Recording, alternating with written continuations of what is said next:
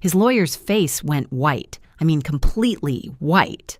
Like someone had drained all the blood right out of him. Bradley Whitmore, the most expensive divorce attorney in the state, the man who never loses, stood there with trembling hands flipping through documents he clearly did not expect to see. My husband Vincent sat next to him, and I watched his confident smirk melt away like ice cream on a hot sidewalk. Pure terror replaced it. The man who told me to get out of his house, the man who called our daughter disgusting names, the man who thought he was about to take everything from me, he finally understood. He had already lost. But let me tell you how I got there. Because 7 weeks ago, I was the one who thought my life was over. My name is Miranda Lowry. I'm 34 years old, and for 10 years, I believed I had a good marriage. Not perfect, but good. I was a forensic accountant before I became a mom.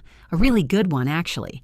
I found hidden money for a living. I uncovered fraud schemes that executives thought were bulletproof. But when my daughter Hazel was 2 years old and got diagnosed with a chronic respiratory condition, Vincent convinced me to stay home. She needed me, he said. He made enough money for both of us, he said. I could always go back to work later, he said. So I gave up my career to raise our child and support his dreams. Funny how that works out sometimes. That Tuesday evening started like any other. I was making dinner, Hazel was doing homework at the kitchen table, and Vincent came home early. That should have been my first warning sign. Vincent never came home early. He loosened his tie, sat down at the table across from our daughter, and calmly announced that he had filed for divorce. Just like that. Like he was telling me he picked up dry cleaning. But then he kept talking, and every word hit me like a punch to the stomach. He wanted everything.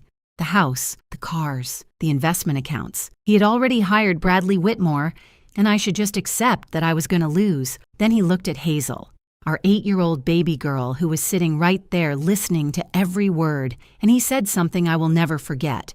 He said he didn't need me or my stinky, sick daughter. He actually called her that, stinky, sick, like she was garbage to throw away. Hazel burst into tears. I held her while my entire world collapsed around us, and Vincent just sat there looking annoyed, like our pain was an inconvenience to his schedule. The doorbell rang.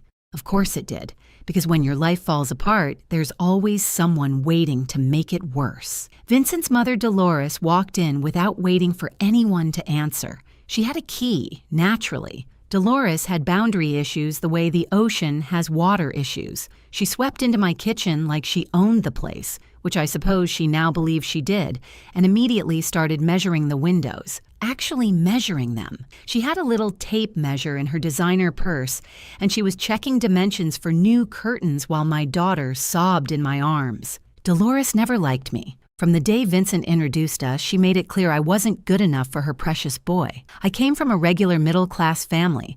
I went to a state college.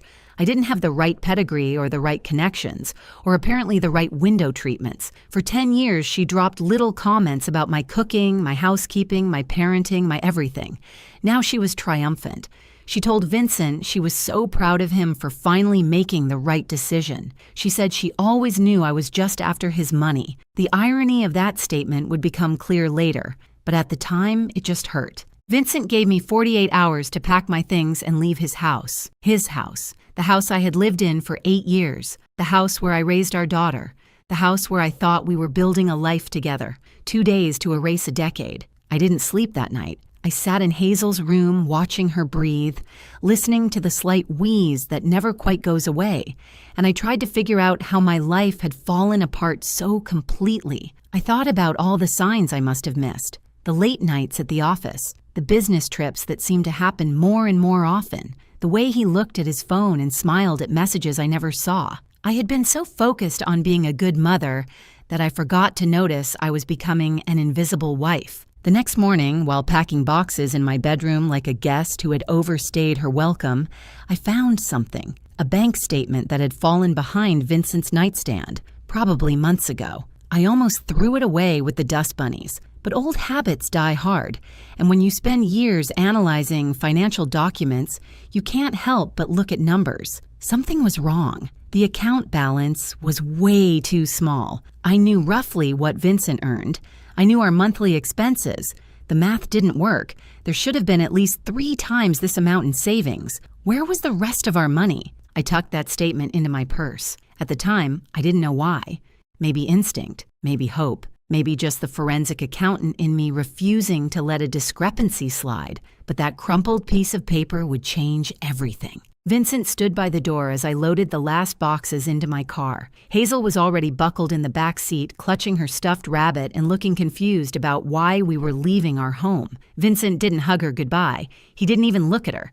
He just checked his watch like we were making him late for something more important, probably a golf game, or his girlfriend, though I didn't know about her yet. I drove away from the house I had paid for, the life I had built, and the man I thought I knew. My daughter asked me when we were coming back home. I didn't have an answer, but I had that bank statement, and I had 10 years of professional training that Vincent had apparently forgotten about. Before we continue, if you're enjoying this story, please subscribe and tell me in the comments where you're watching from and what time is it there. I see every single comment and I appreciate each one of you so much.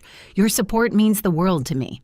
Vincent wasn't satisfied with just ending our marriage. He wanted to destroy me completely.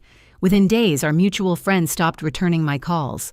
One of them finally admitted why. Vincent had been telling everyone I was mentally unstable. He said I had substance abuse problems. He hinted that I might be an unfit mother. 10 years of being a devoted wife and mom, and suddenly, I was the villain of my own story. I found out later he had been building this narrative for months. Little comments at dinner parties, concerned whispers to neighbors. He was laying the groundwork for his perfect divorce before I even knew there was a problem. The man should have been a novelist instead of a real estate developer with that kind of creative fiction skills. But the worst part came in the mail 3 weeks before Vincent even filed for divorce. An explanation of benefits from our health insurance company, informing me that Hazel was no longer covered. He had removed her from his policy. My daughter, who needs regular treatments for her respiratory condition, who requires medication every single day, suddenly had no insurance. The first pharmacy bill arrived at our tiny rental apartment. I stared at the number and felt physically sick. That was more than our monthly rent for one prescription. This wasn't just about money anymore. This was about my daughter's health. Vincent was using our child as a weapon, and he didn't even have the decency to care if she got hurt in the crossfire. I think that's when something shifted inside me. Fear started turning into something else, something sharper. I met with a divorce attorney that week, a nice woman with a cluttered office and sympathetic eyes. She looked at my case, looked at Vincent's lawyer's name, and her face fell. Bradley Whitmore. She actually sighed out loud. She told me I should probably just take whatever settlement he offered because fighting Bradley Whitmore was like fighting a tsunami with an umbrella. Great. Very encouraging. I asked how much Whitmore charged per hour, and she told me. I calculated that just sneezing in that man's presence probably cost about $500. A few days later, I had to go to Vincent's office. During divorce proceedings, both parties have the legal right to request financial documents. I needed copies of tax returns and business statements. Vincent's secretary, a quiet woman named Ruth, helped me gather what I was entitled to see. She had kind eyes and a nervous habit of looking over her shoulder, but I barely noticed her that day because of what I saw through Vincent's office door. There she was, Tiffany Vance, 26 years old, blonde highlights, designer clothes draped over my husband's desk like a human decoration. She was laughing at something Vincent said, touching his arm in that way women touch men they're sleeping with. And when she saw me standing in the doorway, she smiled, not embarrassed, not apologetic, smug. She looked at me like I was already yesterday's news, and she was the shiny new tomorrow. The affair had been going on for 2 years.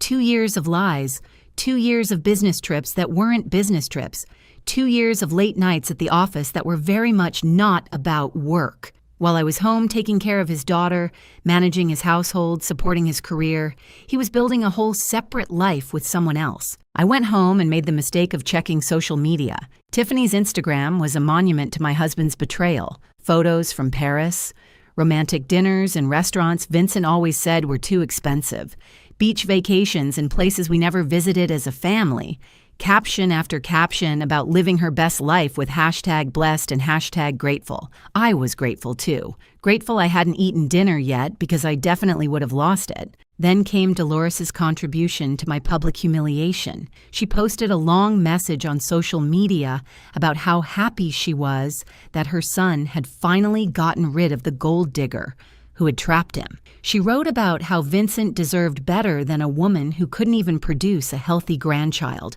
She said my family had defective genes. She actually typed those words where everyone could see them. The comments filled with sympathy for poor Vincent and his difficult decade married to someone like me. The settlement offer arrived by certified mail. Bradley Whitmore's letterhead was very impressive, probably cost a fortune just to print. Vincent was being so generous, the letter explained. He would let me keep my personal clothing and my car, which was titled in my name anyway. Everything else went to him. The house, all investments, retirement accounts. I would receive minimum child support based on his reported income, which I already suspected was much lower than his actual income. I had 30 days to accept this offer or face the full force of his legal team in court. I sat at my kitchen table in that cramped rental apartment, listening to Hazel cough in the next room, and I felt something I hadn't felt in weeks.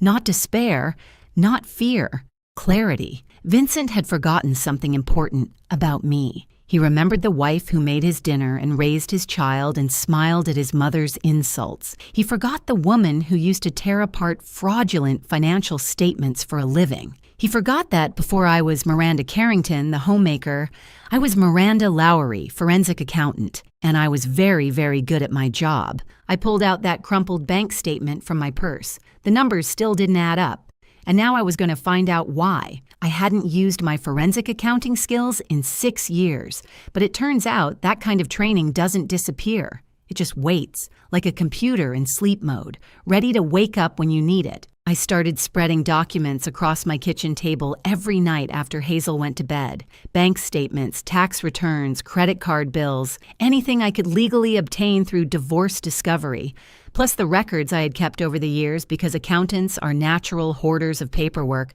My grandmother used to say that numbers don't lie, but people use numbers to lie all the time. Finding the lies was my specialty, and Vincent had been lying for a very long time. I called my old college roommate, Patricia Holbrook.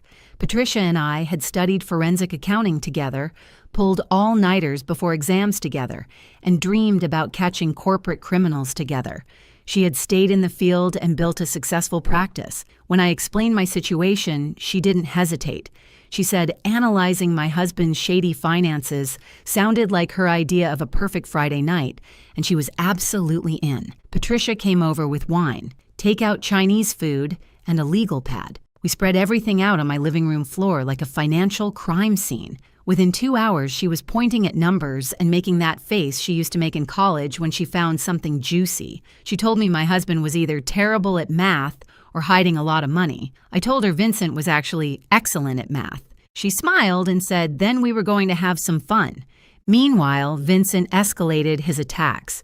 His lawyer filed a motion for full custody of Hazel. The reasoning made me want to scream. Vincent claimed I was financially unstable and couldn't provide proper care for a child with medical needs. The man who removed his own daughter from health insurance, who called her stinky and sick, now wanted full custody. He didn't want to be a father. He never really had been one, but he knew threatening to take my daughter would hurt me more than anything else. Hazel was a chess piece to him, a way to force me to surrender. But I wasn't surrendering. Not anymore. The first discovery came after 3 nights of digging. Hidden accounts. Vincent had opened investment accounts at a different bank than our regular one, accounts that were never disclosed on our joint financial statements. The total in those accounts was over $200,000. Money he had been siphoning from his business income for years, claiming it went to expenses and taxes. Money that should have been marital property. Money that would have paid for Hazel's medical care without me lying awake at night, wondering how I would afford her prescriptions. But the house was the real revelation.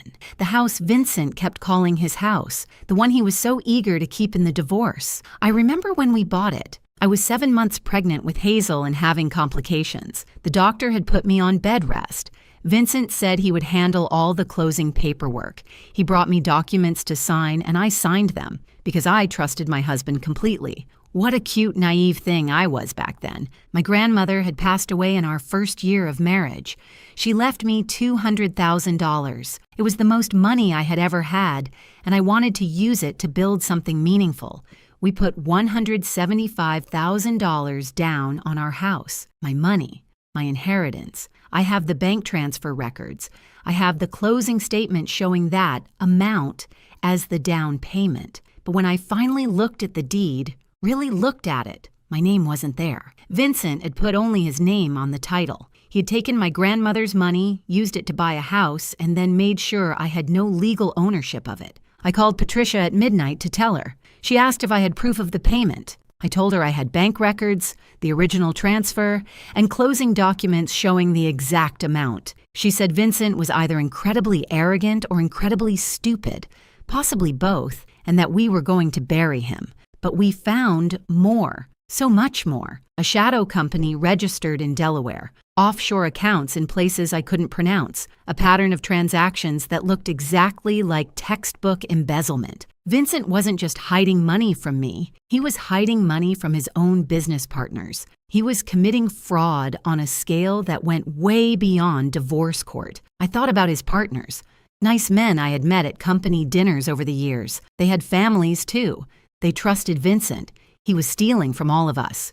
My grandmother also taught me to always keep emergency money separate, a secret savings account that nobody knows about, she would say, because you never know when life will surprise you.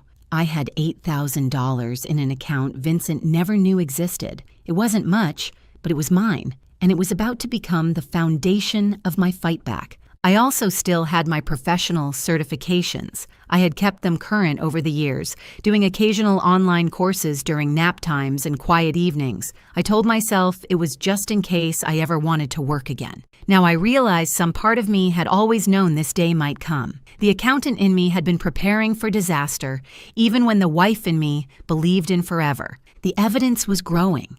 The pieces were connecting. But I needed help to put it all together in a way that would hold up in court. I needed a lawyer who wasn't afraid of Bradley Whitmore. I needed someone who would see what I saw, a path to victory hidden in Vincent's own arrogance. And I found her.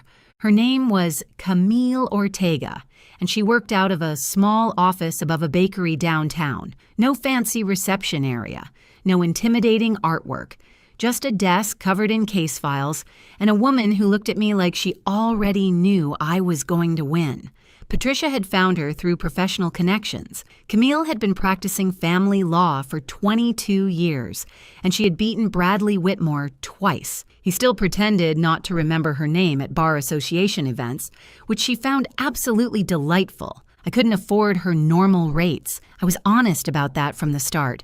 But Camille looked through the evidence Patricia and I had compiled, and her eyebrows went up higher and higher with each page. When she finished, she leaned back in her chair and smiled. She said she would take my case on partial contingency, a small retainer now, and a percentage of whatever we won, because we were absolutely going to win. She called Vincent's case a house of cards built on quicksand during an earthquake. I liked her immediately. Patricia's loan covered the retainer.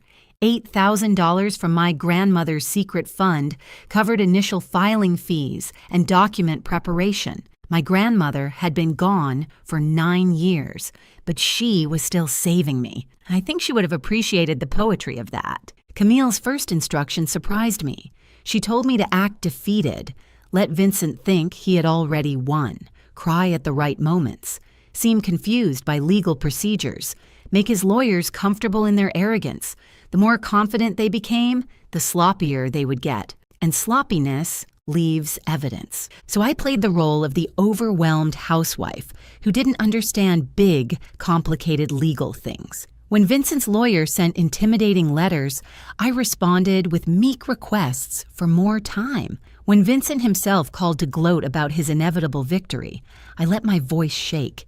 He told me I should just accept his generous offer and save myself the embarrassment of losing in court. I said I was thinking about it. He laughed and said that was the smartest thing I had done in years. Meanwhile, I was building a case that would end his career. Patricia and I worked every night. We documented every hidden account.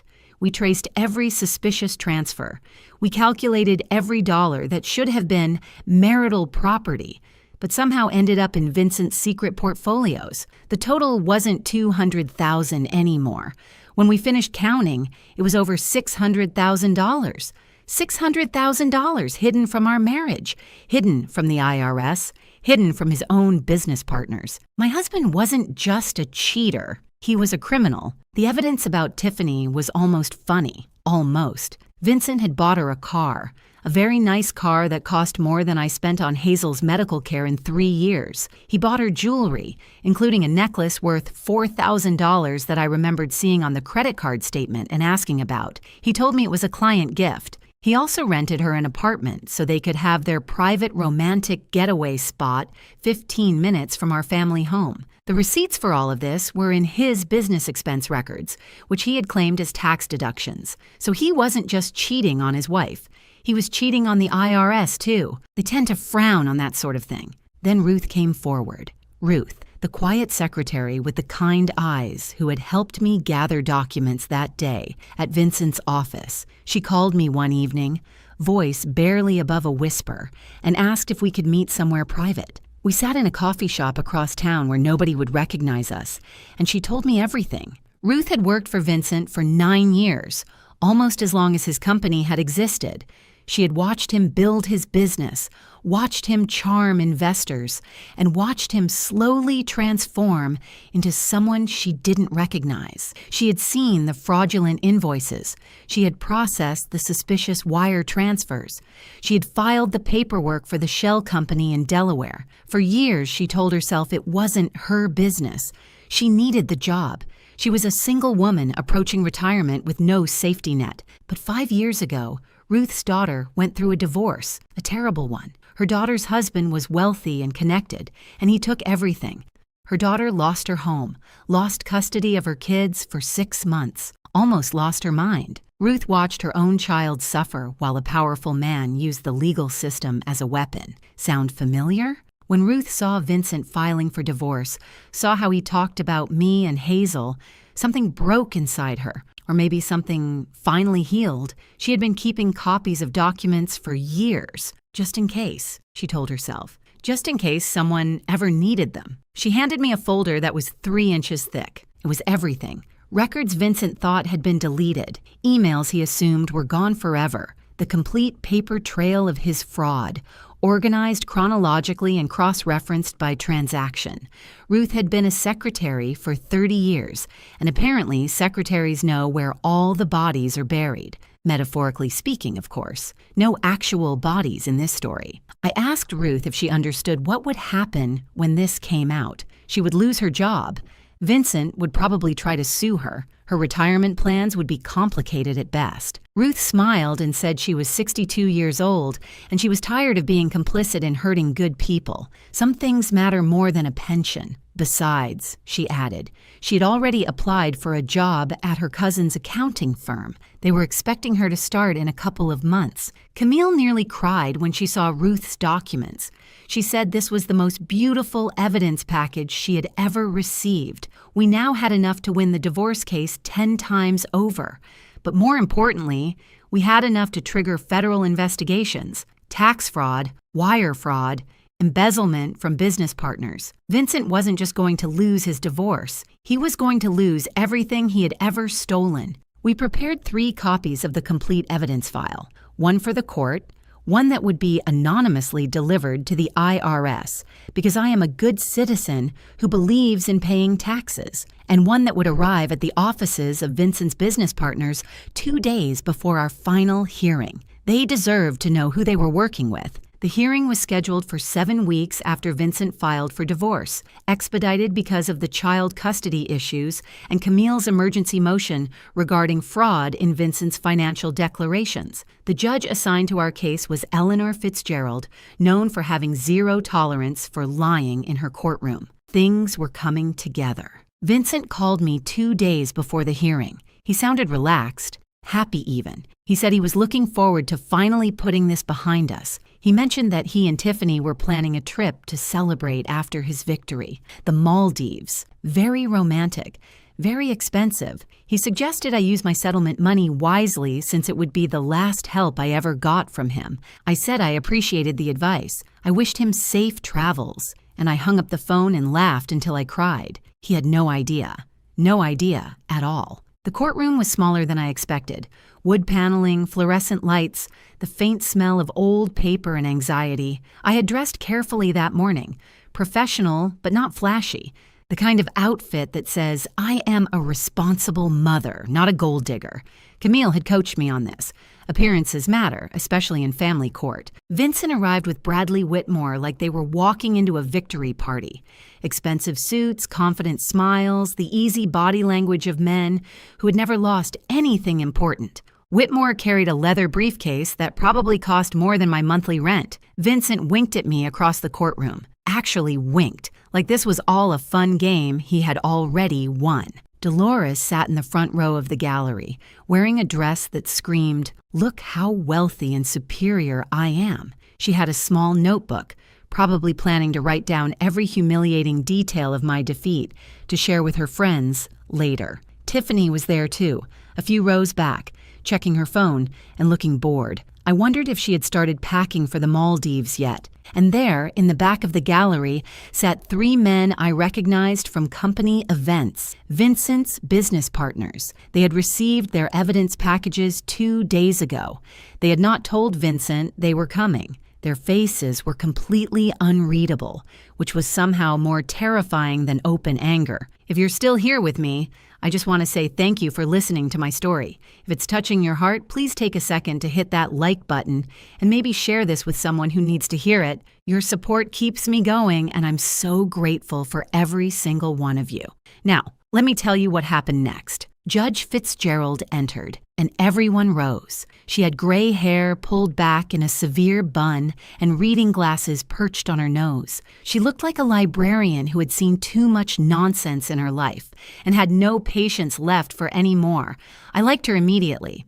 Whitmore presented Vincent's case first. He painted a picture of a successful businessman burdened by an unstable wife who had contributed nothing to their marriage. He talked about Vincent's generous settlement offer. He expressed concern for poor Hazel, who clearly needed a stable home environment that only her father could provide. He used words like erratic and financially irresponsible and pattern of concerning behavior.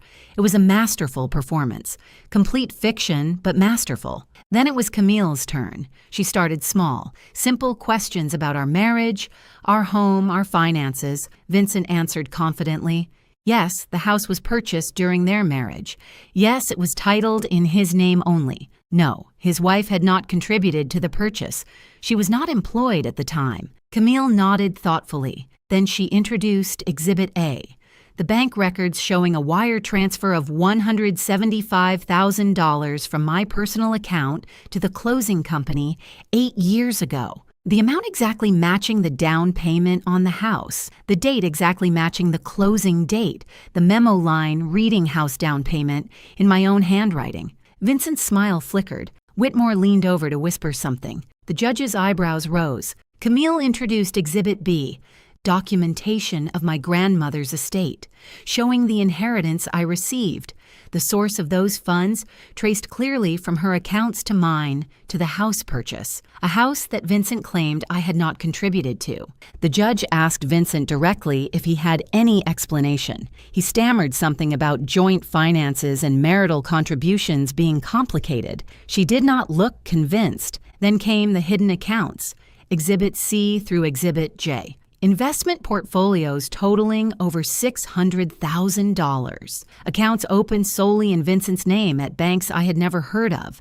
Deposits that matched exactly with discrepancies in his reported business income. Money that should have been disclosed as marital assets. Money that had been hidden from me and from this court. Whitmore's face changed. The confident lawyer mask slipped, revealing something like panic underneath. He objected repeatedly. The judge overruled him repeatedly. Vincent was no longer smiling. He was staring at the documents like they might burst into flames if he concentrated hard enough. Camille introduced the shell company records, the offshore accounts, the pattern of transactions that spelled fraud in letters a mile high. She explained calmly that these documents had also been provided to Mr. Carrington's business partners, who were present in the courtroom today. She added that the information may also be of significant interest to certain federal agencies. Vincent turned around and saw his partners for the first time. The color drained from his face.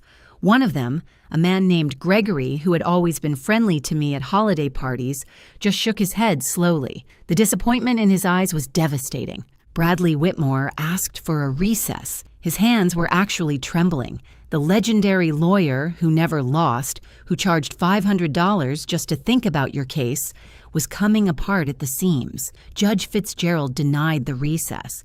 She wanted to see where this was going. Camille introduced the evidence of Vincent's affair, the car he bought for Tiffany, the apartment he rented for their meetings, the jewelry, including that $4,000 necklace, all claimed as business expenses, all deducted from taxes. She noted that this appeared to constitute tax fraud in addition to marital fraud. I glanced at Tiffany.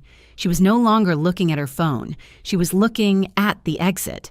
Survival instinct finally kicking in, I suppose. She slipped out of the courtroom quietly, probably realizing that the Maldives trip was not going to happen and that being associated with Vincent Carrington was about to become very uncomfortable. Dolores sat frozen in her seat, mouth hanging open slightly. The notebook lay forgotten in her lap. This was not the story she had planned to tell her friends. Vincent tried to speak. He said this was all lies, all fabrications, that I had somehow manufactured evidence to destroy him. Judge Fitzgerald cut him off. She had seen a lot of cases in her career, she said. People lied to her all the time. But the audacity of lying this extensively, this brazenly, while committing fraud against a spouse, business partners, and the federal government simultaneously was genuinely impressive. And not in a good way. She looked at Vincent the way you look at something unpleasant stuck to your shoe. Then she looked at me, and for just a moment I saw something like respect in her eyes. Judge Fitzgerald's ruling was everything I had dreamed of and more. Full custody of Hazel to me. The house, which I had paid for with my grandmother's inheritance, transferred entirely to my name. 70% of all marital assets awarded to me due to Vincent's fraud, hidden accounts, and perjury before the court. Full child support calculated on his actual income, not the fake numbers he had reported. Medical expenses for Hazel covered completely, and Vincent was ordered to restore her health insurance immediately, retroactive to the day he had removed her. The man who said he wanted everything was about to lose everything. The man who told me to get out of his house was now legally required to get out of my house. The man who called his daughter stinky and sick would spend the next 10 years paying for her care, whether he liked it or not. But the court ruling was just the beginning of Vincent's collapse. The federal investigation started within 3 weeks. Tax fraud is not something the IRS takes lightly, especially when it's documented this thoroughly. His assets were frozen pending investigation. His passport was flagged. The Maldives would have to wait, possibly forever. His business partners filed their own lawsuit. Embezzlement from a partnership is a serious matter, and Gregory and the others were not feeling forgiving. They wanted their money back plus damages. Vincent's lawyers, plural now because Whitmore had mysteriously developed a scheduling conflict that prevented him from continuing representation, were billing hours they would probably never collect. Dolores stopped posting on social media. Her friends had seen the court documents, which were public record. The gold digger story didn't hold up well when everyone could read about her son's $600,000 in hidden accounts and his ongoing federal investigation. I heard through mutual acquaintances that she had taken down all her posts about the divorce and was telling people she had always had concerns about Vincent's character. Some things never change. Tiffany disappeared from Vincent's life approximately 45 minutes after the court ruling. The apartment he had rented for her was in his name, and with his assets frozen, rent was no longer being paid.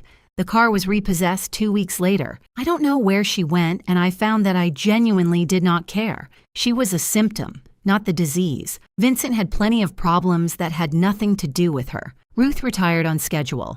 She sent me a card congratulating me on my victory, with a pressed flower from her garden tucked inside. She wrote that her daughter had cried happy tears reading about the case, and that sometimes justice really does win. I framed that card. It sits on my desk at my new job. Because yes, I went back to work. It turns out that forensic accountants who can uncover massive fraud schemes are in high demand. Patricia recommended me to several firms, and I had 3 job offers within a month. I chose the one with the best health insurance and the most flexible schedule for a single mom. My skills had been sleeping for 6 years, but they woke up ready to work. Hazel and I moved back into our house. I let her pick new colors for her bedroom, and she chose purple with silver stars. We adopted a cat from the shelter because Hazel had always wanted one, and Vincent had always said no. She named him Biscuit, and he sleeps at the foot of her bed every night. Her breathing is better now. Regular treatment, proper medication, a stable home where she feels safe and loved. She still asks about her father sometimes. I tell her the truth in age-appropriate ways. He made some bad choices.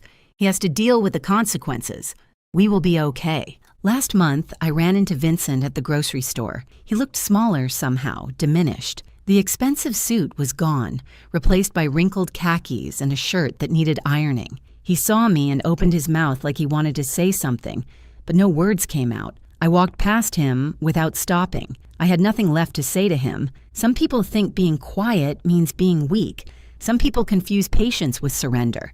And some people really should pay more attention to their wife's career history before trying to steal everything she has. My grandmother used to tell me that the universe has a long memory and a good sense of timing. I didn't always believe her. But sitting in my kitchen now, watching Hazel play with Biscuit in the backyard of the home I fought for, I think maybe she was right. Justice doesn't always come fast, but when it comes complete. Thank you so much for watching. More of my most gripping stories are already on your screen. Click one now and don't miss the best part. You will love it. See you in the next story.